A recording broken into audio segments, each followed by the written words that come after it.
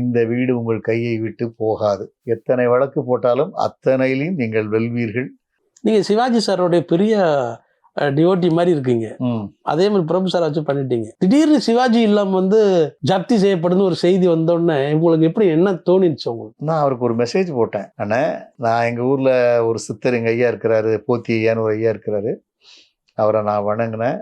இது சிவாஜி சார் இது குடும்பத்தில் அப்படி ஒரு நிகழ்வு நடந்துடக்கூடாதுன்னு நான் வேண்டினேன். அப்போ எனக்கு ஒரு உத்தரவே கிடச்சிது.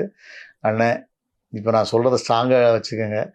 இந்த வீடு உங்கள் கையை விட்டு போகாது. எத்தனை வழக்கு போட்டாலும் அத்தனையிலையும் நீங்கள் வெல்வீர்கள். இது நடக்குதா இல்லையா பாருங்க. கண்டிப்பாக அன்னையில் உங்கள் விருப்பம் இல்லாமல் யாரிடம் போகாது.